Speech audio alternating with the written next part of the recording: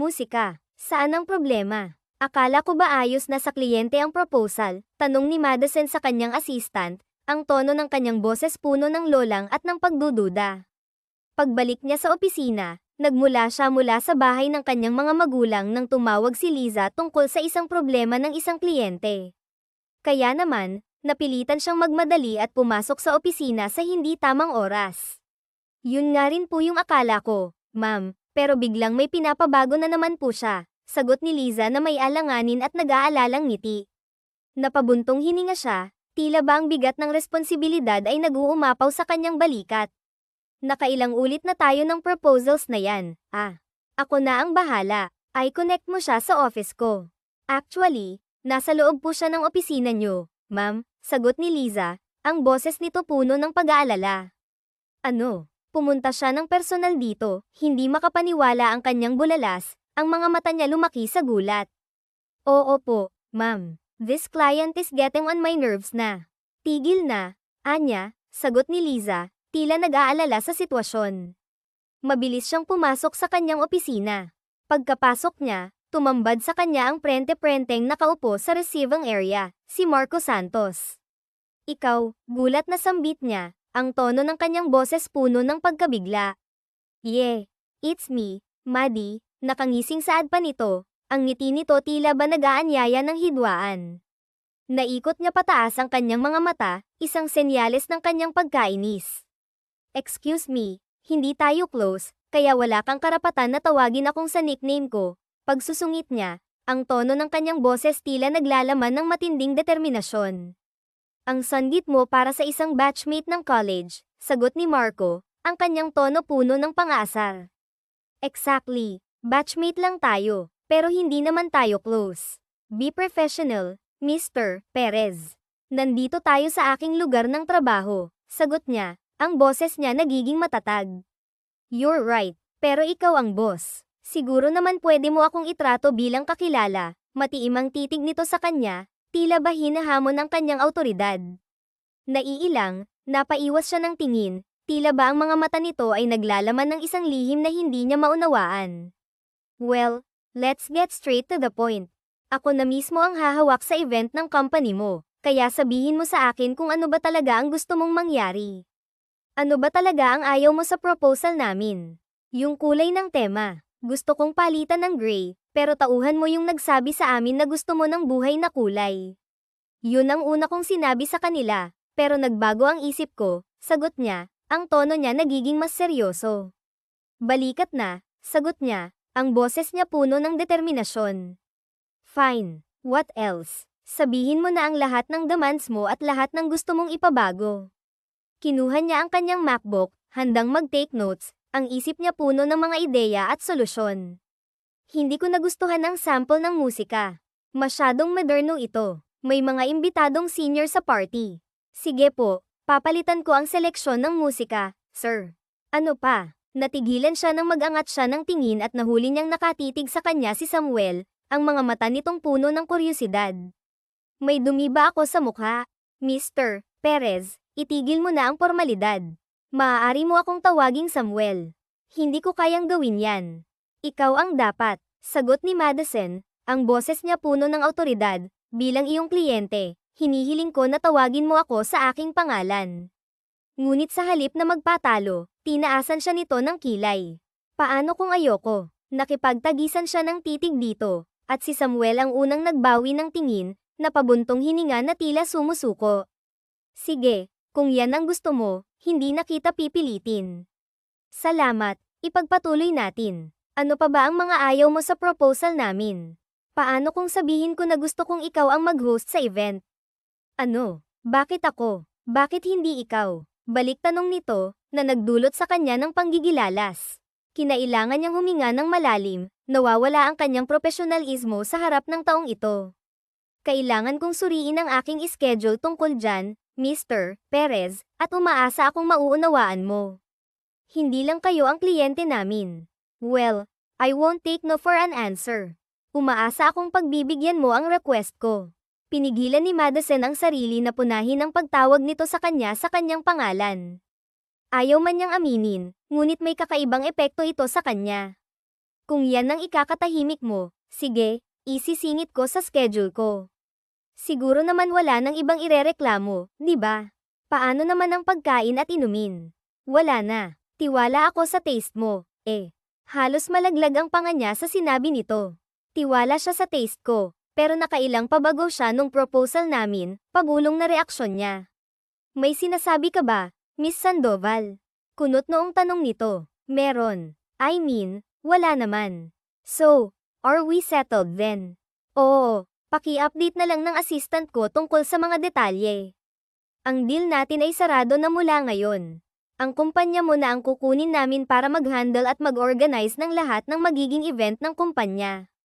Nakangiting nilahad nito ang kamay sa kanya. Nagdadalawang isip, tinanggap niya ang pakikipagkamay nito, ngunit mabilis na nabawi niya ang kamay nang may maramdaman siyang tila kuryenteng damaloy mula dito.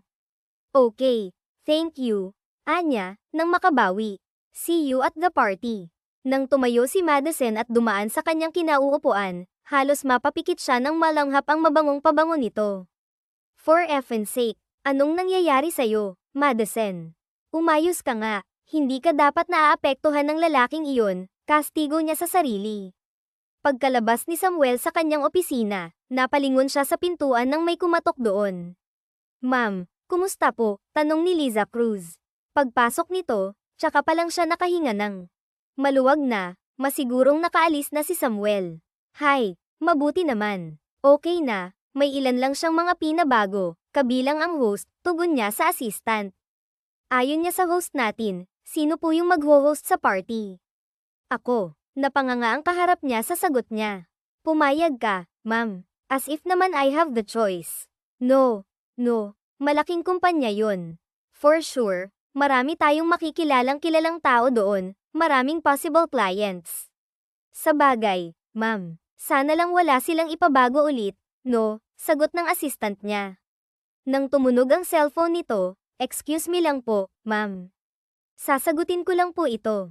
Sige lang. Ano yon? Akala ko ba ayos na ang lahat?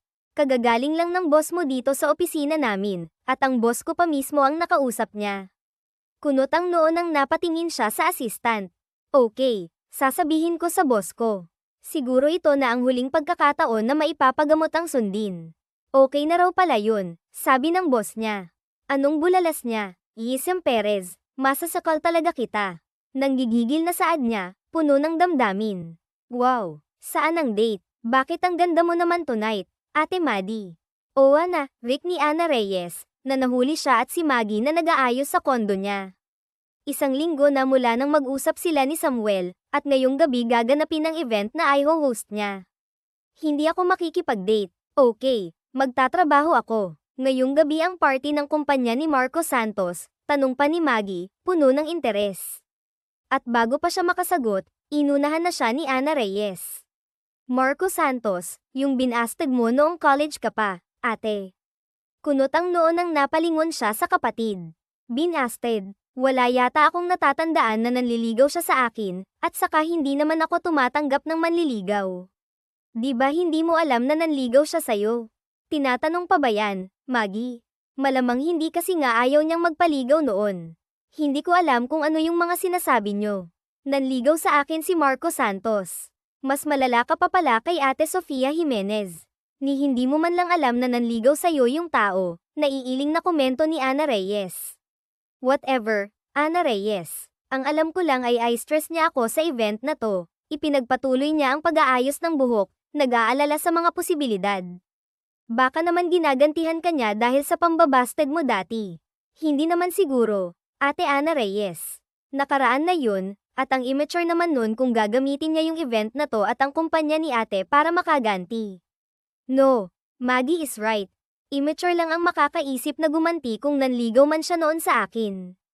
Matagal na yun, no. Imposibleng hindi pa siya nakakapag-move on. Sa bagay, kibit-balikat na saad naman ni Ana Reyes, tila hindi na interesado. Tinapos ni Madison ang pag-aayos at nagpunta na siya sa hotel kung saan gaganapin ang party ng kumpanya ng kliyente nilang si Samuel.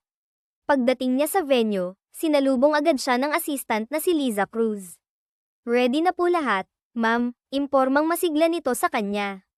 Good, mabuti naman. Wala na siyang pinabago. No. By the way, dumating na ba siya? Tanong niya. Ang tinutukoy ay si Samuel. Wala pa po, ma'am. Oh, speaking of, ayan na siya. Sinundan niya ang tinutukoy, at pakiramdam ni Madison ay parang huminto ang oras nang makita niya si Marco Santos na papasok sa function hall ng hotel. Mas lalo itong gumwapo sa suot nitong three-piece suit, nakaayos din ang buhok nito. Ngiting-ngiti ito sa mga guest at empleyado na bumabati dito, tila puno ng tiwala. Napaluha siya nang lumapit ito, seryoso ang tingin habang tinatawag siya. Good evening, Mr. Perez, bati niya, pero hindi maiwasang mabagulbol. Niyang batukan ang sarili sa pagkabulol niya. Hindi niya maintindihan kung bakit siya kinakabahan. Sanay naman na siyang humarap sa mga malalaking tao. Good evening, Madison. You look gorgeous tonight, ganting bati nito sa kanya habang sinusuyod siya ng tingin mula ulo hanggang paa. Lalo tuloy siyang nailang, gusto niyang pagsisihan na nagsuot siya ng revealing na dress. You don't look bad yourself too. Excuse me, now that you're here, sisimulan ko na yung program, anya, nagmamadaling lumayo sa kanyang titig. Hindi na kasi niya kinakaya ang mga titig nito sa kanya. Alright, go ahead, Madison, anito sa baritonong boses, hindi pa rin inaalis ang titig sa kanya, na lalo pang nagpadagdag sa kanyang kaba. Nagsimula ang party ng Perez Realty Company, at sa buong panahon, dama ni Madison ang pagtingin ni Marco Santos sa kanya. Kaya naman, ilang na ilang siya habang nag-host sa event. Kahit kausap nito ang mga kaibigan, sa kanya pa rin ito nakatingin. This party is a blast, bro, komento ng isa sa mga guest na kaibigan ni Samuel, si Marco Delgado. Sang-ayon ako, ang pagkain ay talagang superb, at ang host. Ang hot niya, bro, komento ng isa pa nilang kaibigan na si Teresa Lopez, na puno ng paghanga. Oo nga, actually, marami na akong narinig tungkol sa kanya. Siya ang panganay sa S-Double Sisters, pero para sa akin, siya ang pinakamaganda, dagdag ni Marco Delgado, na ikinasal ang kilay ni Samuel. Napakababaero nyo talagang dalawa. Back off. Okay, binabakuran mo ba si Maria Alonzo? Kilala mo ba siya personally? May something ba sa inyong dalawa? Tanong ni Teresa Lopez, puno ng intrigang tila nag-aalab. Wala, maraming tanong. Basta sinabi kong back off. Maliwanag ba? Tanong pa nito sa mga kaibigan, na napasinghap sa dami ng tanong. Huwag mong sabihin na yung babaeng hindi mo makalimutan. Tumingin si Marco Delgado sa kinaroroonan ni Madison, at saka binalik ang tingin sa kanyang mga kaibigan. Napapitik naman si Teresa Lopez sa hangin, tila naguguluhan. So, sinad na yung kumpanya niya ang mag-organize ng event. I knew it. Plano mo bang gantihan o paibigin? Tigilan nyo nga akong dalawa. Ang daldal nyo. Diyan na nga siya nilayasan ng dalawang kaibigan na tawa naman ng tawa. Samantala, pakiramdam ni Madison ay siya ang pinag-uusapan ni Samuel at ng mga kasama nito. Panay kasi ang tingin ng mga ito sa kanya. Nang makita niya na papunta sa kanya ang lalaki, napatuwid siya ng tayo, tila nag-aalala. Bigla na naman siyang nakaramdam ng kaba. Perez, I guess pwede na akong maunang umuwi.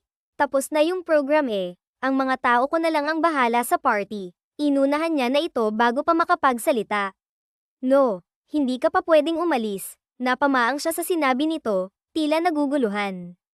Excuse me, at bakit naman hindi? Kunot ang noong tanong niya dito, puno ng pagdududa. Kasi hindi pa tapos ang party. As the host of the party, you have to accompany me. What? Host ako dito, hindi escort mo. Hindi na niya naitago ang pagkairita sa boses niya, ngunit bilang kliyente niya, may karapatan siyang mag-request. Sa'yo ba? Huwag ka munang umuwi, Miss Sandoval. I decide. I'm planning na irekomenda ka sa mga kakilala kong businessman. Ayaw mo ba silang makilala? Hala, napaisip siya sa mga sinabi nito. Pagkakataon ko na para makakuha pa ng ibang kliyente. Fine, I'll stay. Good. So shall we? Inoffer nito ang braso nito, puno ng tiwala. Nagdadalawang isip siya na kumapit doon, pero medyo napapagod na siya kaya naisip niyang isang tabi na lang muna ang hiya. At the same time, inis sa lalaki. Akmang kakapit na sana siya sa braso ni Samuel nang pigilan siya nito. Wait, hinubad nito ang coat na suot saka ipinatong sa balikat niya. There, let's go. Aya nito. Kumapit na siya sa braso nito kahit na napapantastakuhan siya sa mga kinikilos nito. Nang makauwi si Madison sa kondo niya, pagod na sumalampak siya sa sahig ng living room at napapitlag siya nang biglang may magsalita. Late na, ngayon lang natapos yung event, ay aswang. Maggie, anong ginagawa mo dito? Ang ganda ko namang aswang. Ate, yeah right, pero sagutin mo na nga yung tanong ko. Nagpaiwan ako kay Ana Reyes dito kanina. Naglinis kasi ako, tinapon ko na rin yung mga sirang pagkain sa ref. Tapos, pinagluto kita ng bago. Ate, naupo ito sa tabi niya. Ah, thank you, little sis. Hindi mo naman kailangang gawin yun. May binabayaran naman akong naglilinis ditong kondo. Naging busy lang ako these past few days, but I really appreciate this. Niyakap niya ang bunsong kapatid na babae, puno ng pasasalamat. You're welcome, ate. Wala naman akong ginagawa eh. By the way, how's the party? Well, ayun, nakakapagod. Hindi ako pinakawalan ni Samuel na yun hanggang sa matapos ang party. Napagod ang pangako kakangiti sa mga businessman na pinapakilala niya sa akin. At least marami kang nakilalang possible client, right? Yeah, nakakapagod lang. Imbes na tapos na yung trabaho ko after the program, kinailangan ko pang magstay sa tabi niya. Oh, wala siyang girlfriend to accompany him sa party. Hindi ko alam, pero wala siyang kasama eh. Kaya siguro ako yung napagdiskitahan niyang gawing partner kagabi. Although, nakinabang naman ako kasi marami yung interesadong magpa-organize ng event nila eh. Baka interesado talaga sa'yo, ate. Mahimik na panunuksong saad pa ni Maggie, na tila nag-aabala sa kanyang mga iniisip. Hindi ko akalain na ganito ang mangyayari kasi wala siyang ginawa kundi pahirapan ako. Ang sakit na ng mga paa ko, daing niya, puno ng pagod at panghihinayang. Magpahinga ka na sa kwarto mo. Halika na. Hinayla siya ni Maggie patayo, puno ng alalahanin sa kanyang kapatid. Sumunod na lang siya sa kanyang kapatid, at sa sobrang pagod, tumamba siya sa kama niya, tila naubos ang lahat ng lakas. Hinayaan niyang alisin ni Maggie ang heels na suot niya, na tila nagbigay ng kaunting ginhawa. Hindi ka na ba magpapalit ng damit at magtanggal ng makeup, ate? Tanong ni Maggie, may halong pag-aalala. Hindi na, bukas na lang, sagot niya habang nakapikit, tila nahihirapan pa ring bumangon. Okay, uwi na ako ha. Good night, ate. Hinalikan niya si Maggie sa noo bago narinig ang pagsara ng pinto. Napangiti siya habang unti-unting napapikit. Si Maggie ang pinakamasweet sa kanilang magkakapatid, bulong niya sa sarili bago siya tuluyang makatulog, na tila'y nahulog sa mundo ng mga pangarap. Kinabukasan, tinanghali na siyang nagising. Ayaw pa niyang bumangon, ngunit nabulabog ang kanyang tulog sa maingay na tunog ng cellphone. Halos nakapikit pa ang mga mata niya nang sinagot ang tawag. Hello, who's this? Si Liza Cruz po ito, ma'am. I'm sorry po, ayoko po sanang abalahin kayo kasi alam ko na puyat at pagod kayo kagabi. Pero kailangan niyong pumunta dito sa office ngayon.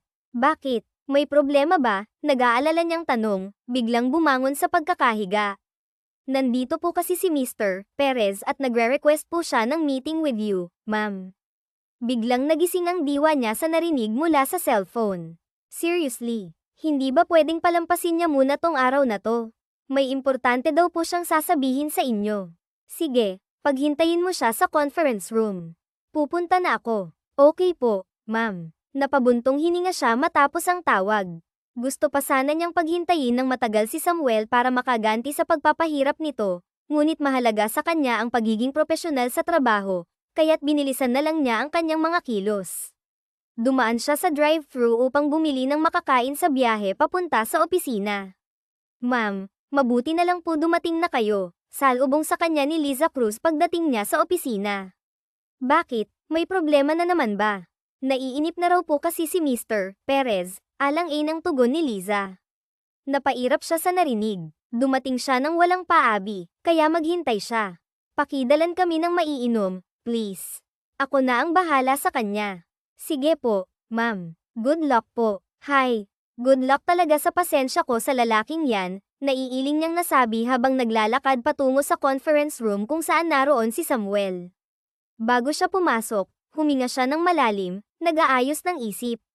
Good afternoon, Mr. Perez, bati niya sa lalaki, na tila nag-aantay sa kanya. So, what brings you here? Tanong niya habang nauupo. Good afternoon, Madison. Mukhang napasarap yung tulog mo ah. Aalis na sana ako. Ayoko kasi sa lahat yung nagsasayang ng oras ko sa paghihintay. Sagot nito, tila may bahid ng inis. Naintaas ang kilay niya. Excuse me, ipapaalala ko lang sa'yo ha. Nagpunta ka dito ng walang appointment. Pasalamat ka nga hinarap pa kita. Hindi na niya napigilan ang sarili na irapan ito. Imbes na magalit, tila naaliw pa ito sa kanyang reaksyon. My bad. Sorry naman. By the way, isipin mo yung nangyari kagabi. Masasabi kong maganda ang kinalabasan ng party. Nag-enjoy ang mga in-invite kong investors, kaya naman naisipan kong kunin kayo bilang official event organizer ng company ko, mahabang litanya nito. Napakurap-kurap si Madison sa narinig. Hindi siya makapaniwala sa.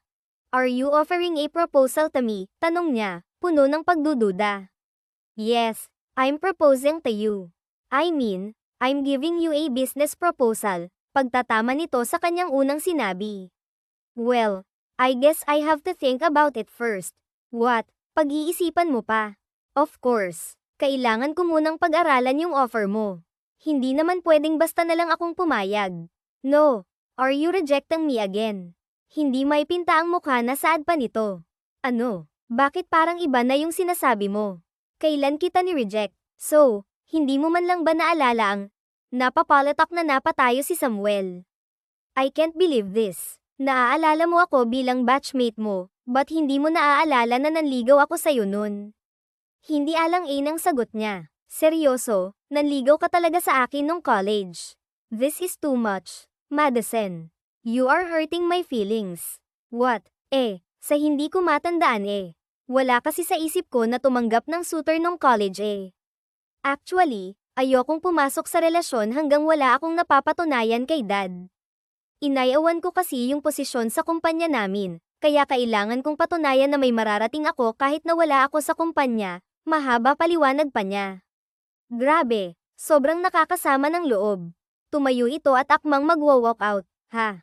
Pero hindi nito mabuksan ang pinto. Sakto namang kumatok si Liza Cruz mula sa labas ng conference room.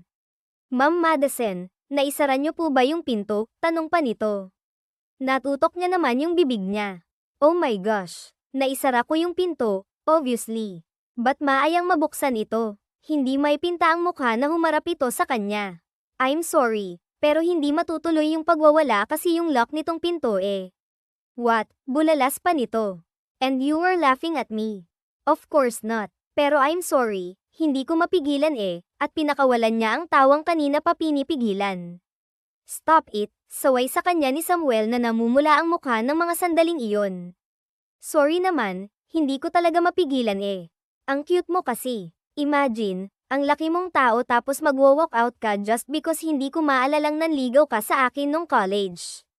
Natigil siya sa pagtawa at nahigit niya ang paghinga. Nang bigla siyang isinandal nito sa pinto. Ma'am, sandali lang po Tatawagin ko lang po yung maintenance para buksan yung pinto, sigaw ni Liza Cruz mula sa labas. Okay, Liza Cruz, pakibilisan please, nauutal na tugon niya sa kanya. Bukod kasi sa sobrang lapit ng mukha ni Samuel, ay nakatitig pa ito ng matiim sa kanya. Pakiramdam niya tuloy ay lalabas na ang puso niya sa ribcage niya sa sobrang kaba. Ngumisi ito at napapikit siya nang haplasin nito ang pisngi niya. Hoy, anong ginagawa mo ha? Lumayo ka nga sa akin. Sinubukan niyang itulak ito pero parang nakuryente siya nang damaykit ang kamay niya sa matipunong dibdib nito na bakat sa suot nitong gray long sleeves. Ngayon lang ako nagkaroon ng chance na makalapit sa'yo ng ganito kalapit. Kung alam ko lang na maepekto ako sa'yo, sana pala dati ko pa tong ginawa, tila masayang sambit pa nito. Hoy, ang kapal na mukha mo ha. Sinong may sabing naaapektuhan ako sa'yo ha? Gustong pagsisihan ni Madison ang ginawang pag-angat ng tingin. Dahil nang mag-angat siya ng tingin, ay nagkasalubong ang mga mata nila. Gusto man niyang umiwas, ay parang nahihipnotismo naman siya sa mga mata nito at gusto niyang batukan ang sarili nung mapapikit siya ng ay lapit pa nito lalo ang mukha sa kanya para halikan siya sa labi. Banayad at maingat ang halik na ginawad nito sa kanya. Hindi maipaliwanag ni Madison ang nararamdaman. Natagpuan niya na lang ang sarili na tumutugon sa halik ni Samuel. Ma'am, nandito na po yung maintenance. Bubuksan na po namin yung pinto. Mabilis silang napahiwalay sa isa't isa nang marinig ang boses ng assistant ni Madison mula sa labas. Oh my God! Nagmamadaling inayos niya ang sarili. Anong ngiti-ngiti mo dyan?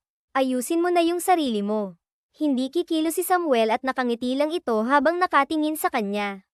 Kaya siya na yung nagpunas ng lipstick niya na kumalat sa gilid ng labi nito. Sakto namang bumukas yung pinto, kaya mabilis siyang lumayo dito. Ma'am, okay lang po ba kayo? Nag-aalalang tanong ni Liza Cruz. Yeah, okay lang kami. Okay na okay. Nakangising inunahan siya sa pagsagot ni Samuel. Pasimpleng pinandilatan niya lang ito ng mata. Thank you, Liza Cruz and Manong Johnny. Bumaling siya sa mga ito at ngumiti. Walang anuman po, ma'am. Babalikan ko na lang po mamaya ang pinto para ayusin, saad pa ni Manong John bago ito umalis. Pasensya na po kayo, Mr. Perez, ma'am. Nakalimutan ko na i-remind kayo tungkol dito sa pinto. It's okay, Liza Cruz. Kasalanan ko din naman na wala sa isip ko nginitian niya yung assistant. Tapos na po ba kayong mag-usap? Pasensya na po, dadalhan ko lang po sana kayo ng maiinom. Nagpalipat-lipat ang tingin ni Liza Cruz sa dalawa. Actually, hindi pa, and I guess marami pa kaming dapat pag-usapan ng boss mo. Hindi pa rin nawawala ang ngisi sa mukha ni Samuel. No, we're done talking, Mr. Perez. Pag-iisipan ko muna yung inaalok mo. Makakaalis ka na, pagtataboy niya dito. Pero, paalis ka na ba? Kung hindi lang nalakong pinto, pakialam lang kay Liza Cruz ang sinasabi mong proposal. Okay. Bye. Hindi na niya hinayaan pang makapagsalita ito. Nagmamadali na siyang talikuran nito. Matapos nangyari sa kanilang dalawa sa loob ng conference room, ay hindi niya malaman kung paano ito pakikitunguhan. So, nanligaw talaga siya sa akin nung college, tanong ni Madison kay Ana Reyes. Tinawagan niya ito pagka-uwi niya sa kondo. Oo nga, nagpapadala siya ng flowers sa'yo nun, pero pinapabalik mo lang kagaya ng sa iba mong manliligaw. Bakit mo tinatanong? May nangyari ba? Tanong din ni Ana Reyes mula sa kabilang linya. Walang nangyari. Nag-init ang pisngi niya nung maalala niya ang namagitan sa kanila ni Samuel sa conference room. Really? Bakit mo tinatanong yan? Kasi wala talaga akong maalala na nanligaw siya sa akin noon Ngayon na alam mo na, anong catch? Pang-uusisa pa ni Ana Reyes. Just like I said, wala. Natanong ko lang. Sige na. Bye. Mabilis niyang tinapos ang tawag bago pa siya tanungin ang kahit ano ng kapatid niya. So, nanligaw talaga siya sa akin nung college. And that's the reason kung bakit ang sanggit niya sa akin nung una at sinadya niyang pahirapan ako dahil masama pa rin yung loob niya. Napapaisip na litanya niya sa sarili. Humanda ka sa akin, Marco Santos, kapag nagkita tayo ulit. Pero nung naalala niya ang nangyari sa conference room, ay parang ayaw na niya ulit makaharap pa ang lalaki. Toynin, hindi pwedeng hindi sila magkaharap muli dahil iba ang plano si Samuel at ito ay ang ligawang muli si Madison. Flowers again. Kunot ang noong react ni Madison nang ipasok ni Liza Cruz sa office niya ang bouquet ng bulaklak. Yes, ma'am. And this time, may kasama na pong coffee for everyone. Pinamigay ko na po sa mga staff yung kape. Opo, yung sa inyo, nilapag nito sa mesa niya ang kape at bulaklak. Galing na naman bata kay Mr. Perez. Yes, ma'am. May nakasulat po sa card. Ibinili niya po sa delivery man na basahin niyo raw po. Okay, salamat. Pagkalabas ng assistant, ay binasa niya ang nakasulat sa card na nakasama sa bulaklak, see you later tonight. Sasanduan kita after office hour, and I won't take no for an answer. Basa niya sa nakasulat sa card. Napaka-boses talaga. Nanliligaw ba sa'yo ang utos? Napangisi siya nang may maisip siyang gawin. Tapos na ang office hour at nakauwi na ang lahat ng staff niya, pero hindi pa rin lumalabas ng opisina si Madison. Hindi pa po ba kayo uuwi, ma'am? Tanong ni Liza Cruz kay Madison. Maya-maya, siguro. Mauna ka nang umuwi. Sige po, ma'am. Alis na po ako ha. Ingat po kayo pag-uwi. Ikaw din, nakangiting tugon niya sa pagkaalis ni Liza Cruz. Maya-maya, ay tumawag sa kanya si Samuel. Nakangisi siyang sinagot ang tawag. Hello, napatawag ka. I know na sinasabi mong magstay dyan sa office mo kahit dapat kanina ka pa lumabas dyan, but it's okay. I'm willing to wait for you. Halata sa boses nito ang pagkainip. Talaga, willing kang maghintay. Let's see kung hanggang kailan ka tatagal. Pinindot niya ang end button ng tawag tsaka prenteng sumandal sa swivel chair niya. Tignan natin kung hanggang kailan tatagal yang panliligaw mo kapag pinahirapan kita, Marco Santos, ani niya sa sarili. Ang totoo ay naging crush niya noong college si Samuel, pero dahil sa pagpapahirap na ginawa nito sa kanya sa event ng kumpanya nito na siya ang nag-organize, ay papahirapan niya rin ito. Nangangalay na akong kakaupo dito. Wala ba talaga siyang balak sumuko? Mula sa bintana ng office, ay tinatanaw niya si Samuel sa labas. Andan pa rin ito, nakasandal sa kotse nito, naghihintay sa paglabas niya. Mukhang ang seryoso siya, napapakamot sa ulong saad niya. Alam ko na, napapalakpak siya nung may maisip na naman siyang gawin. Tinawagan niya ang kapatid na si Leo Bautista para magpasundo. Hindi nga nagtagal ay dumating ito. Ate, anong nangyari sa strong independent woman na mantra mo? Bakit bigla-bigla kang nagpapasundo? Talak ni Leo Bautista kay Madison pagdating nito. Huwag ka nang magtanong. Okay, saglit lang naman kitang hihiramin kay Tess at sa mga anak nyo. No, let's go. Uwi na tayo, aya niya sa kapatid. Pagkatayo niya, bitbit ang bag. Wait, don't tell me ikaw yung hinihintay nung lalaki sa labas kaya ka ba nagpasundo sa akin? Yes, kaya halikan na, umuwi na tayo. Seryoso. Mukhang kanina pa siya naghihintay sa'yo, ate. Gina Yuma mo ba yun? Gina Yuma ka dyan. Wala ka bang tiwala sa kagandahan ng ate mo? Aray naman, ate, kung alam niya lang na mapanakit ka, maghintay kaya siya dito. Che, kung hindi ko lang mahal ang mga anak mo, itatakwil talaga kitang kapatid. Hindi mo yan magagawa, ate, kasi ako lang naman yung pinakamamahal mong baby brother.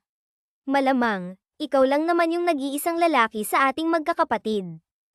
Napatunayan na ni Ana Reyes na may mattress siya. Natawa na lang si Leo Bautista sa sinabi nito. Hanggang sa makababa sila sa building, ay nagtatawanan silang magkakapatid. Nakayakap pa si Madison sa braso ni Leo Bautista, kaya naman inakala ni Samuel na lalaki niya ang kasama niya. Kanina pa ako naghihintay, so may kasama ka na palang lalaki sa loob. Are you making me a fool, Madison? Madilim ang mukhang hamarang ito sa daraanan nila. Oh, I'm her. Bago pa matuloy ni Leo Bautista ang sasabihin, ay inunahan na siya nito. Sinabi ko bang maghintay ka? Let's go, Leo Bautista. Mataray na sabi niya kay Samuel. Hinailan niya ang kapatid para sana lampasan ito, nang hindi niya inaasahan ang ginawa nito. Anong ginagawa mo? Napatili siya ng bigla, siyang buhatin nito na parang sako. I will punish you, sagot nito, saka siya dinala sa kotse nito. Hey, saan mo dadalhin yung ate ko? Sigaw ni Leo Bautista, pero hindi na ito narinig pa ni Samuel na pinaandar agad ang kotse nito. I guess kailangan kong sabihin kina dad at mom na itat na yung panganay nila. Napapakamot na lang sa ulo na sumakay ito ng kotse. Balak sanang buksan ni Madison ang pinto ng kotse, pero bago niya pa yun magawa, nalock na yun ni Samuel. Wear your seatbelt, utos nito sa kanya. Ayoko nga, anong binabalak mo? Saan mo ako dadalhin? Dadalhin kita sa lugar na hindi ka mapupuntahan ng lalaki mo, tugon nito na ikinabigla niya. Anong sinasabi mo, lalaki ko? How dare you na pinaghintay mo ako ng matagal sa labas ng building tapos sasama ka sa ibang lalaki? Hindi may pinta ang mukhang sambat nito sa kanya. Teka nga, huwag mong sabihin na iniisip mong lalaki ko yung kasama ko kanina. Shut up and wear your seatbelt, okay? Ayoko nga, buksan mo nga ang pinto at bababa ako. Magpapasundo ako kay Leo Bautista. Ihinto mo na ang kotse mo, utos niya pa dito. Nakita niyang nagtagis ang bagang nito at sa tingin mo hahayaan ko yun. No, hindi ako papayag na magkita kayo ng lalaking yun. Hindi niya na napigil ang matawa. Iniisip mo talaga na lalaki ko si Leo Bautista. Stop saying his name. Oh my God, ganyan ka pala magselos, Marco Santos. Saglit siya nitong tinignan, saka nito mabilis na ibinalik sa daan ng tingin. Parang tuwang-tuwa ka pa Nakakatawa ka naman kasi talaga. Sige lang, tumawa ka lang. Hey, saan mo ba ako dadalhin? Ibalik muna ako doon. Hindi ko lalaki si Leo Bautista. Okay, stop fooling me, Madison. Pagsisisihan mo na ibinalandra mo sa harapan ko yung lalaki mo. Hoy, Tumigil ka na nga. Hindi ko nga lalaki yun. Kapatid ko si Leo Bautista. Okay, whatever. Hindi kita ibabalik hanggat hindi ka nagiging akin. Nito na siyang kinagulat niya. Anong ibig mong sabihin? Saan mo ba talaga ako balak dalhin? Kinabahan na siya nung mapansin niya na malayo na ang nararating nila. Hey, papalabas na tayo ng Maynila. This is kidnapping already. Lagot ka sa dad ko, pananakot niya dito, pero mukhang hindi naman ito apektado. As if I'm scared, Madison. Samuel, nga, makinig ka nga sa akin. Hindi ko nga lalaki si Leo Bautista. Bunsong kapatid ko siya. Ano ka ba? Nagpasando ako sa kanya para inisin ka, para hindi mo ako mapilit na sumama sa iyong mag-dinner. Then, nagtagumpay ka. Hindi na tayo magdi-dinner date. Itatanan na kita. Nalaki naman yung mga mata na napasinghap. You got to be kidding me, Samuel. Hindi mo pwedeng gawin to. Kidnapang to. Now you're calling me by my name. Nakangising saad pa nito. Lagot ka talaga sa daddy ko. Nasaan na ba yung bag ko? Shocks. Na kay Leo Bautista yung bag ko. Balak niya sanang tawagan ng daddy niya, pero hindi niya yun magagawa dahil pinabitbit niya nga pala sa kapatid ang bag niya kanina. Wala ka nang magagawa, pahiram ng cellphone mo. Nilahad niya ang kamay nito. No way, Madison. You're going with me. Saan nga tayo pupunta? Saan mo ba ako dadalhin? You will see. Don't worry. Handa kong harapin yung daddy mo at handa kong panagutan ang pagtangay ko sa'yo. Ewan ko sa'yo. Bahala ka nga kung ayaw mong maniwala na kapatid ko talaga si Leo Bautista. Sumusuko. Samandal na lang siya sa upuan ng kotse. Magsuot ka ng seatbelt, utos pa nito. Inungusan niya ito bago sundin. Pagkasuot niya ng seatbelt, ay sa labas na siya ng bintana tumingin, hanggang hindi niya namalayan na. Nakatulog na siya. Nagising si Madison sa pakiramdam na may nakatitig sa kanya. Ano ba, Ana Reyes? Natutulog yung tao eh. Pumasok ka na naman ba dito sa kondo ko? Papalitan ko na talaga yung passcode ng unit ko. Hindi dumidilat, nasaad pa niya. Wake up, sleepyhead. Wala ka sa kondo mo. Bigla niyang naidilat ang mga mata nang marinig ang baritonong boses na iyon. Nasan tayo? Nagtataka ang tanong niya habang nililibot ang paningin sa kwartong kinaroroonan. We are here in my rest house in Batangas, sagot nito habang nakahalukip-kip at prenteng nakaupo sa couch. Nang laki naman ang mga mata niya sa narinig. Nasa Batangas tayo. At hindi tayo aalis dito hanggat hindi mo ako sinasagot. Seryoso ka. Seryosong seryoso. Hindi na kita papakawalan. Hahanapin ako ng parents ko pati na ng mga kapatid ko, kaya humanda ka. Lalo na't nakita ka ni Leo Bautista nung tanggayan mo ako. Baka nabuntis na kita. Nakangising saad pa nito na ikinalagim niya. Gawan ako ng masama, Napayakap siya sa kanyang sarili. Don't worry, wala akong gagawin na hindi mo magugustuhan. Ahito. Tsaka dahan-dahan itong naglakad palapit sa kama na kinaroroonan niya. Natatarantang tumayo siya, tsaka dinampot ang unan para ipanghambog. Sinasabi ko talaga sa'yo, Samuel, huwag kang lalapit sa akin. Sisimin ka talaga sa akin. I love it kapag binibig mo yung pangalan ko. Music to my ear, nakangising sabi pa nito. Natigilan naman siya at namula. Ewan ko sa'yo, Perez. Diyan ka na nga lang. Huwag kang lalapit, Sisiga ako. Do it. Wala namang makakarinig sa'yo Bukod kasi sa tayo lang dalawa yung nandito. Malayo pa tayo sa ibang kabahayan. Anong nasan ba tayo? Andito nga tayo sa rest house ko sa Batangas, kaya masusolo natin yung isa't isa. Siguro naman, bago tayo bumalik sa Maynila, gusto mo na rin ako. Nakangiti ito habang nakatayo ng isang di pa ang layo sa kanya. Gusto mo pa rin ako kahit na dagmakaitan nung college. Kunot ang noon na tanong niya dito. Hindi pa rin niya ibinababa ang unan na hawak niya. I don't understand myself either. Ewan ko ba, gusto pa rin kita kahit binasted mo na ako nun. Hindi kita binasted, Hindi ko nga alam na nanligaw ka sa akin kasi wala akong balak mag-entertain ng manliligaw nun. Kaya nga unfair na pinahirapan mo ako sa event ng company nyo para makaganti ka sa akin. Nangangalay na siya, kaya umupo na lang ulit siya sa kama pero hawak pa rin niya ang unan. I'm sorry for that, pero please, napansin mo ako dahil doon. But I already changed my mind. Imbes na gumanti sa'yo, liligawan na lang kita ulit. Liligawan o kikidnapin at pipiliting sagutin ka. Ikaw, kasi nililigawan kita ng maayos tapos pagseselosin mo ako. Napapakamot sa ulong anito. Hindi nga kita pinagseselos. Tsaka kapatid ko nga talaga si Leo Bautista, no? So, may tansa ko sa'yo.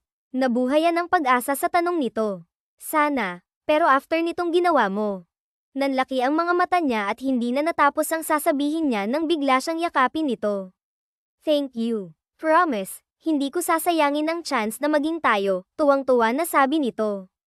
Hoy, ang sabi ko sana, pero after nitong ginawa mo, wala na. No, busted ka na.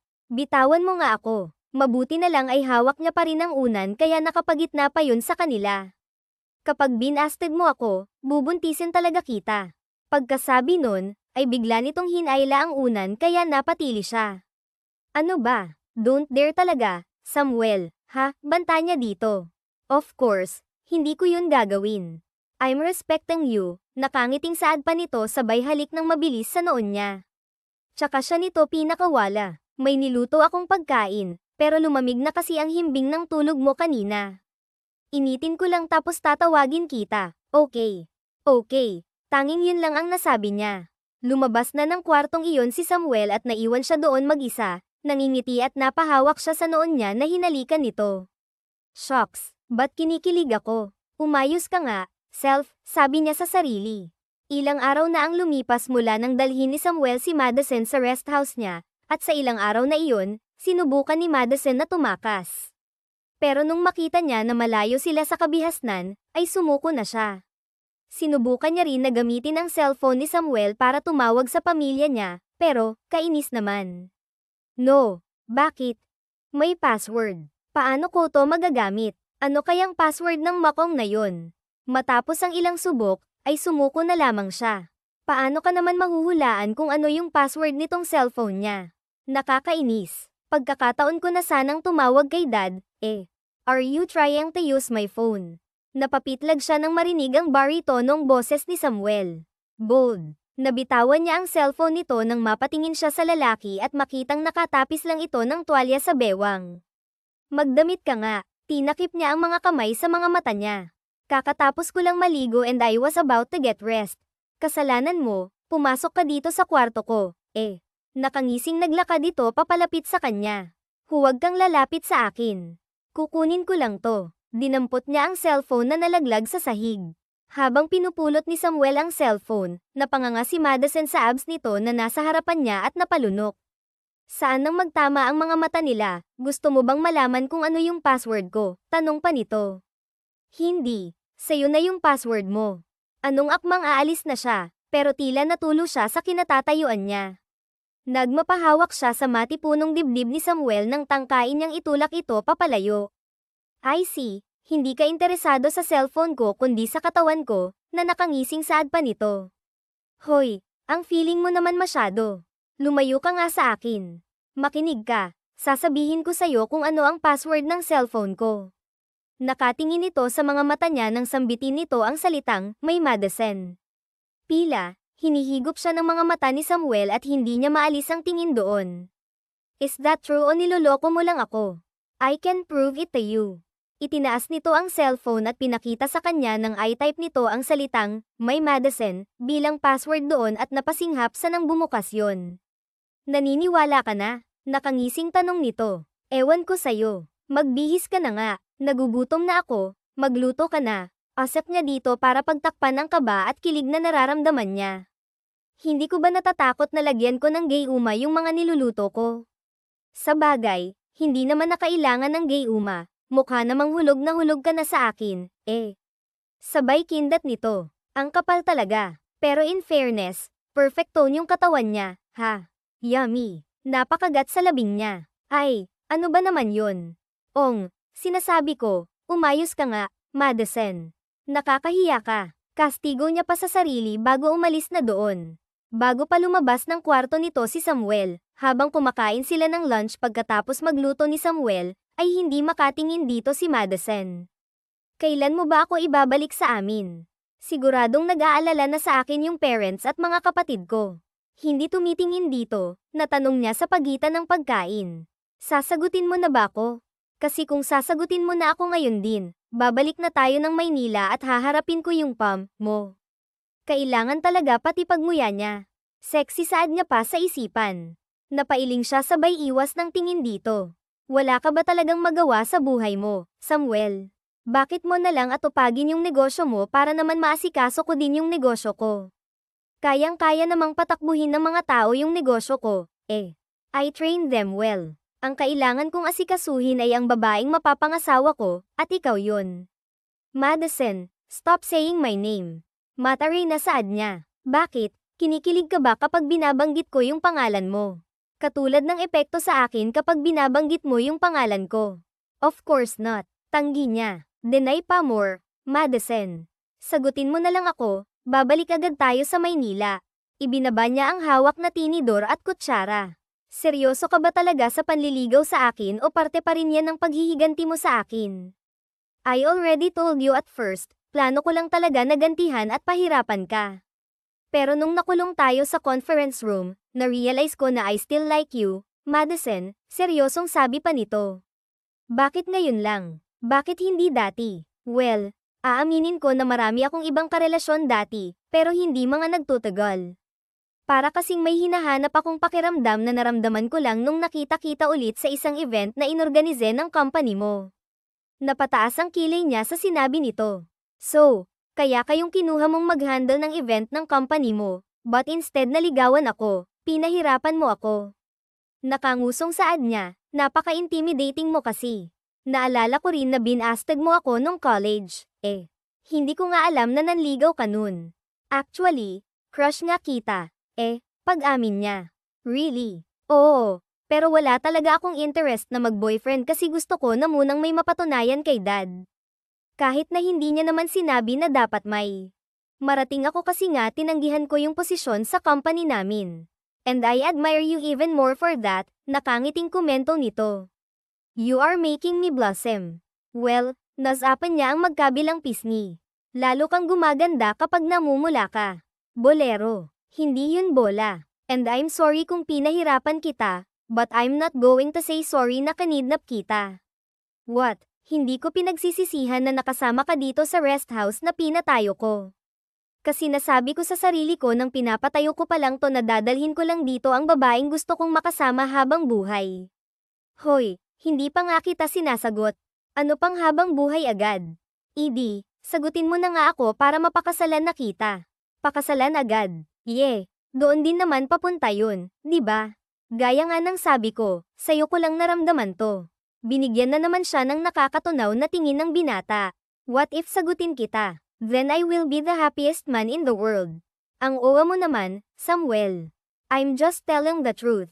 Madison, fine, sinasagot na kita, nakangiting sabi niya.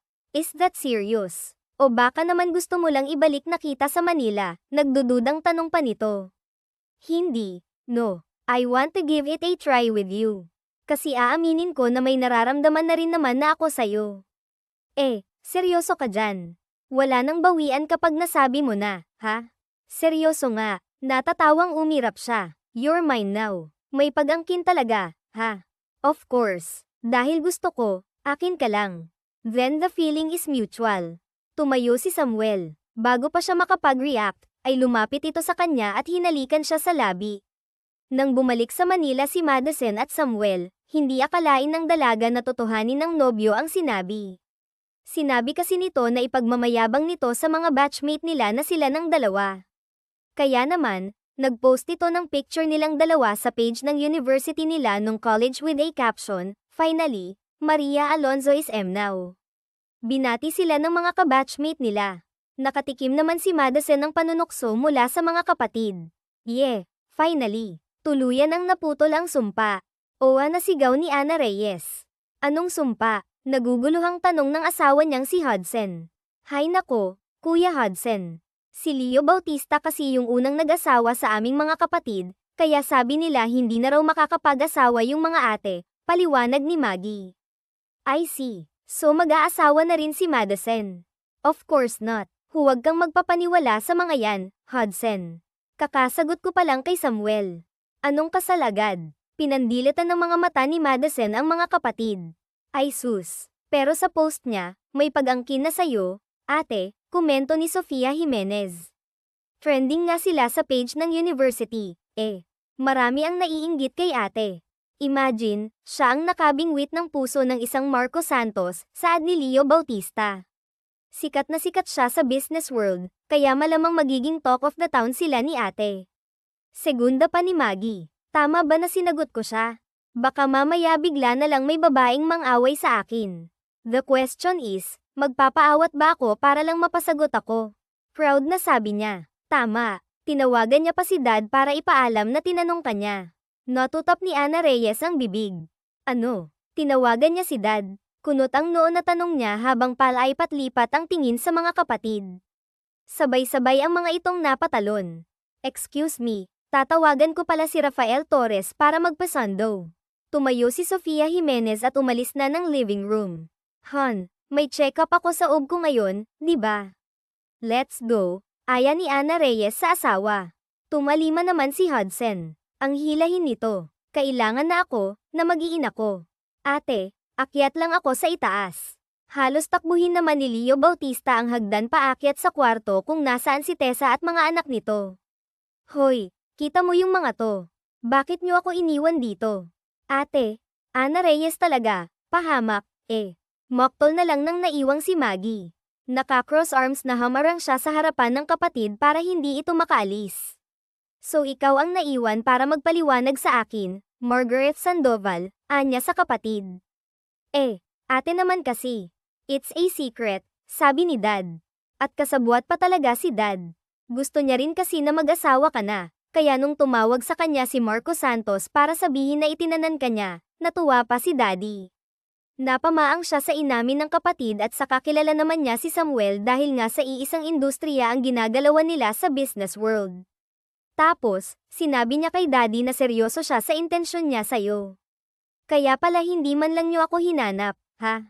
Yes, ate. Alanganin, nangiting pag-amin ni Maggie. I can't believe my family. Umiiling na bulalas niya. Sabi pa nga ni dad, dapat pagbalik nyo, may apo na siya sa inyo, What? How could you, Mr. Sandoval? Hindi pa ba sapat yung quadruplets nila Leo Bautista at Tessa? Talak niya habang papunta sa library kung saan naroon ang ama. Good luck, dad. Sigaw ni Maggie. Tsaka umiskapo na rin nang malaman ni Samuel ang nangyari sa family house ng mga Sandoval. Ay, tawa ito ng tawa. Nagkita kasi sila ni Madison kinagabihan. Tuwang-tuwa, pinagkaisahan niyo ako, kung i-break kaya kita. Nakataas ang kilay na tanong niya sa nobyo. Hey, you can't do that. Ipinagsigawan ko na sa buong mundo na akin ka na. Wala nang bawian, ano? At saka, at least nagpaalam ako sa parents mo, di ba? Pasalamat ka, Yummy ka. Pasalamat ka rin, Josa. Hindi niya napigil ang matawa sa banat ng nobyo. Kainis. Alam mo talaga kung paanong bumawi. No, of course. May isa pa akong pambawi sa'yo bukas, kaya susunduan kita after ng event nyo bukas. Hindi pa naman yan proposal, ano? Hindi pa naman. Don't worry, hahayaan ko muna na e-enjoy mo ako bago kita asawahin at buntisin. Sabay pisil nito sa ilong niya. Paging-pugi ka talaga sa sarili mo. Ano? Pasalamat ka, totoong pogi ka talaga at mabango pa. Sininghat niya pa ang kilikili ng nobyo, nakaakbay kasi ito sa kanya trunky nanunood sila ng movie sa sala ng kondo niya. Siyempre, nagpabango talaga ako ng husto para magpunta dito at akitin ka. Ewan ko sa'yo, tapusin na natin tong movie. Maaga pa ako para sa event bukas, yamakap siya sa bewang nito at saka sumiksik sa dibdib ng nobyo habang nanunood. Napangiti na lang siya nang maramdaman ang paghalik ng nobyo sa buhok niya. Magmula nang maging mag-on ang dalawa, isinagad na ni Samuel ang pagiging sweet at thoughtful boyfriend, kaya naman kilig overload palagi si Madison. Kinabukasan, hindi na kailangang mag-abala magluto ng kakainin ng almusal ni Madison VP na deliver ng breakfast para sa kanya ang nobyo. Thank you, Lord, sa panibagong araw, sa masarap na almusal at sa gwapo na maalagang jowa pa, anya bago lantakan ang pinadala ni Samuel. Ma-event sila ng team niya ng araw na iyon. Hindi niya naman kailangang mag-host, pero kailangan niya lang siguraduhin na walang magiging aberya para sa mga bata kasi ang event na ipina-organize ng kliyente nila. Kaya naman gusto niyang masigurado na ligtas at maayos ang gaganaping event sa isang kids cafe na nirentahan nila. Ready na ba lahat? Chinek niyo bang mabuti yung lugar, Hoy Madison sa mga tauhan bago magsimula ang event? Yes, ma'am. Parating na din daw po yung mga bata, imporma sa kanya ni Liza Cruz. Okay, humanda na kayo. Sa kotse lang ako, tawagan mo lang ako kapag nagka-problema, bilin niya sa assistant. Yes, ma'am. Nagtungo na siya sa kotse na nakaparada sa di kalayuan sa event. May mga event pa kasi siyang kailangang gawa ng plano at iba pa, kaya naisipan niya na sa kotse na lang magtrabaho. Alright, that's enough for now. Mamaya ko na to tatapusin sa office. Nag-iinat na isinara niya ang laptop. I guess kailangan ko na munang sagutin ang tawag ng kinikilig kong boyfriend. Naiiling at napapangiting sinagot niya ang tawag ni Samuel. Hello, Kling. Magkausap lang tayo kanina. Wala ka bang trabaho? Pagtataray ko, worry niya. Marami, pero syempre ikaw yung pahinga ko. Nakakainis ka naman, Pabebe kunyaring, saad niya. What? I'm sure na miss mo rin ako. Kumusta yung event? Mukhang okay naman. Andito ako sa kotse, may trabaho akong tinatapos. Sa office mo ba ako susunduan mamaya? Yeah, pero parang gusto na kitang sundan ngayon dyan, para sabay tayong mag-lunch. Samuel, umayos ka nga. Ang clingy mo. Baka mamaya magsawa ka na niyan sa pagmumukha ko tapos ipagpalit mo ako sa iba bigla. Hindi yan mangyayari. I will never get tired of you. Baka ikaw pa nga yung magsawa sa akin, matapos mong matikman yung alindog ko. Hoy, ayos na sana, kikiligin na sana ako. Bakit may alindog pa, ha? Why? Is there something wrong? Sandali lang, ha? Tatawagan na lang kita mamaya, palem niya sa nobyo. Why? Pinag-aalala mo ako, Madison. May usok akong nakikita sa kids cafe, I have to hang up na. Bye. Nagmamadaling tinapos niya ang tawag. Lakad-takbo ang ginawa niya para marating agad ang venue ng event. Liza Cruz, anong nangyari? Bakit may nakita akong usok sa may bandang kitchen ng cafe? Tanong niya sa assistant pagkapasok sa cafe. Inaalam pa po namin kung ano po yung nangyari, ma'am. Sabihan mo yung host na i-announce na kalmadong lumabas ang lahat. Ingatan niyo yung mga bata, ha? Utos niya sa assistant. Yes, ma'am. Mabilis itong tumalima. Siya naman ay nagpunta sa kitchen ng cafe kung saan nanggagaling ang usok. What's happening here? Miss Sandoval, may sumabog pong oven. Faulty wiring po yata, sagot ng isang staff na nakasalubong niya. Tinawag na ba kayo ng bumbero? Opo, lumabas na po kayo kasi hindi na po kaya ng fire extinguisher. Alright, siguraduhin niyo lahat na makakalabas, ha? Bilin niya bago nagmamadaling lumabas na rin. Kumapal na kasi yung usok. Ma'am, nakalabas na po yung lahat. Safe na po yung mga bata, pero may isa pa pong nawawala. Update ni Liza Cruz sa kanya. What? Lumabas na kayong lahat. I-check ko lang baka nasa restroom. Mag-iingat po kayo, ma'am, pahabol ni Liza Cruz. Nagpunta si Madison sa restroom ng cafe, pero wala siyang nakitang bata. May tao ba dito? Nasaan kaya yung batang yun? Luminggalingi siya sa paligid habang tinatakpan ng ilong. Parang wala namang taong naiwan dito sa loob. Kumakapal na rin yung usok. Palabas na siya ng restroom nang tumunog ang cellphone niya. Hello, Samuel. Nasan ka? Andito ako sa loob ng cafe, pero palabas na ako. Hindi niya natapos ang sasabihin dahil kinakapos na siya ng hininga. Madison, bago pa siya tuluyang mawalan ng malay, ay may tao siyang naaninag na malapit sa kinaroroonan niya. Nang magising si Madison, ay nasa ospital na siya. Anong nangyari? Tanong niya sa mahinang boses. Ate, gising ka na, saad ni Maggie di kunin ang atensyon. Ang mga kasama agad na napit ang mommy nila. Anak, I'm glad you're awake. Mabuti na lang, nailabas ka kaagad ni Samuel doon sa nasusunog na cafe, saad ni Miss Sandoval. Si Samuel, nagpunta siya doon. Yes, ate, siya ang nagligtas sa'yo, sagot ni Sofia Jimenez. Nasaan siya? Hinawi ni Leo Bautista ang kurtinang nakapagitan sa kanila at tumambad sa kanya ang walang malay na si Samuel.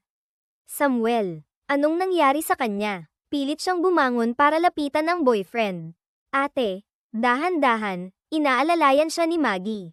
Bakit wala siyang malay? Marami rin siyang nalanghap na usok, ate. Kaya nung mailabas ka na niya sa nasusunog na kafe, nawalan din siya ng malay, saad ni Sofia Jimenez. But he's fine now, siganda ni Rafael Torres. Mabuti na lang, nakarating siya kaagad doon, ate. He saved you, saad ni Maggie. We owe him for that. Nakangiting hinaplos ng mommy niya ang buhok niya. Pagkatapos niyang yakapin ang ina at mga kapatid, si Samuel naman ang niyakap niya. Thank you for saving me. Gising na ako. Gumising ka na rin, sambit niya habang nakahilig sa dibdib ng nobyo. Maya-maya, kinailangan ng umuwi ng pamilya ni Madison. Dumalaw din ang pamilya ni Samuel, pero nagpresenta ang dalaga na maywan doon para magbantay sa nobyo. Kaya naman, ang magkamalay si Samuel, ay nasa tabi nito ang nobya. Naalimpungatan si Madison nang maramdaman na may humahaplos sa ulo niya. Nang mag-angat siya ng tingin, ay nakita niya nakatitig sa kanya ang may malay na si Samuel. Gising ka na, masayang saad niya. May masakit ba sayo? Nauuhaw ka ba o gutom? Sunod-sunod na tanong niya. Hey, relax. Pero parang masakit yung dibdib ko tsaka itong leeg ko, daing pa nito. Masakit saan? Nag-aalalang tanong niya. Dito tsaka dito, itinuro ni Samuel ang leeg, pisngi, at labi. Kiss mo nga para mawala yung sakit sa akin. Nang ma-realize niya na pinagluloko lang siya ng boyfriend, pinagluloko mo ba ako, ha? Kung makakalusot lang naman, feel yung ngiti pa nito. Sandali, kukuha ako ng tubig at saka tatawagin ko yung doktor para ma-check ka na. Teka, are you okay now? Dapat nagpapahinga ka pa. I'm okay now. Thanks to my boyfriend na iniligtas ako. Binigyan niya ito ng isang matamis na ngiti saka ito kinuha ng tubig bago tumawag ng doktor. Habang hinihintay natin yung pagkain na pinapabili ko kay Maggie, inabot niya sa nobyo ang platito na merong mansanas. Salamat. Ang sarap namang ma-ospital kung ganito kaganda yung nag-aalaga sa'yo, nurse, saad ni Samuel. Bulero ka talaga. Kain na. Subuan mo ako, request pa nito. Seryoso, na-hospital ka lang, naging pabebe ka na. Sige na. Natatawang pinagbigyan na lamang niya ito. Ang totoo ay bago pa magising si Madison, ay nakausap na ni Samuel ang doktor nila. Pwede na kasi itong lumabas ng ospital dahil wala naman itong naging serious injury mula sa sunog, pero inutusan nito ang doktor na sabihin na kailangan pa nitong manatili ng ilang araw sa ospital. At ginawa niya yon para magpaalala sa kanyang nobya. Plus, meron itong ipinapaasikasong pakulo sa mga staff ni Emson bago sila lumabas ng ospital. Mabuti na lang at nasa private room sila, kaya naman dinalhan na lang ng mga gamit ng mga kapatid si Madison. Naiinip ka na ba dito sa ospital? Tanong ni Samuel sa nobya na katabi nito sa hospital bed. Hindi naman, sagot ni Madison. Ikaw, kumusta yung pakiramdam mo? Tumingala siya para makita ang mukha nito. I'm feeling better. Kasama kasi kita, sagot nito. Asus, napakabuluhan. Nahuli na daw yung staff na nagsimula ng sunog sa Kids Cafe. So sinadya talaga yung sunog, hindi aksidente, kunot ang noong tanong niya. Yes, kakumpetensya sa negosyo na naiinggit sa success ng company ko. Umami na yung staff. Sinigurado naman daw niya na makakalabas lahat ng mga tao na nasa cafe dahil ang pakay nila ay ang sirain lang talaga yung event namin. It just happened na nagkamali lang sila ng bilang sa mga bata kaya inakala ni Liza Cruz na may kulang sa mga bata. I will make sure na magbabayad ang lahat ng involved sa nangyaring sunog na yun. Pababagsakin ko yung kumpanya nila at makukulong silang lahat. Umigting ang pangana saad pa nito. Hush, relax. Okay. Pinatawad ko na yung staff. What? Why did you do that? Kasi kailangan niya talaga ng pera sa araw na yun. Nasa ospital yung anak niya. Kaya pumayag siya na iutos sa kanya yun. Kaya nga sinigurado niya na makakalabas lahat Yun nga lang, nagkaroon ng pagkakamali kaya kamaantak na akong mapahamak. I'm thankful that you came to save me. Malambing na sinapo niya ang mukha ng nobyo at hinalikan ito sa labi. Ngunit pamak lang. Bite naman. Isa pa nga, hirit pa nito na kinatawa niya. Tsaka na kapag nakalabas ka na ng ospital. Anong mamaya, may pumasok na nurse. Maabutan pa tayo, nakakahiya. Eddie lock the door, Samuel. Hihirit pa talaga biro lang. Nakontento na lang ito sa pagyakap sa kanya. Sisiguraduhin ko na hindi na ito mauulit. Tatawarin ko yung staff na yun, pero hindi yung kakumpetensya mo sa negosyo. Okay, thanks again, Samuel. I love you. I love you so much more. Hindi nila namalayan na nakatulog na sila sa ganoong posisyon. Sakto namang dumating ang makulit na si Ana Reyes kasama ang asawa nitong si Carlos Vega. Kinuna nito ng picture ang dalawa at pinost yun sa social media, kaya naman trending na naman sila. Nung nagising sila, makalipas ang ilang araw, ay nagpaaral si Samuel. Ngunit wala, sabi ni Madison. Malayo si Enteng, tanong ni Maggie. Napatingin naman si Madison sa animoy nagkakagulong mga staff sa ospital sa may lobby. What's with the banner? Kunot ang noong tanong pa niya. May hawak kasing banner ang mga nurse at staff sa ospital. I don't know, kibit-balikat na saad ni Samuel nang humarap. Sa gawin nila to, hawak ang malaking banner, ay napasinghap si Madison sa nabasang nakasulat, Will you marry me, Maria Alonzo? Nang lingunin niya ang katabing nobyo, ay nakaluhod na ito, hawak ang isang red velvet box na may mamahaling diamond ring. Will you say yes, Madison? Nakangiting tanong nito sa nobya. Naiiyak, natutap niya ang bibig, tsaka tumango. Of course I will. I will, Samuel. I will marry you. Umiiyak na sagot niya. Tumayo naman si Samuel para isuot sa daliri niya ang singsing. Pagkatapos, ay pinyunas nito ang mga luha niya gamit ang mga kamay nito. Sakto, hinalikan siya sa labi na agad naman niyang tinugunan ng buong puso. Nagpalakpakan ang lahat ng taong naroon na saksi sa nakakakilig na marriage proposal ni Samuel kay Madison. Makalipas ang ilang buwan na preparasyon sa kasal, ay nagpakasal na ang dalawa at sa rest house ni Samuel sa Batangas sila tumira.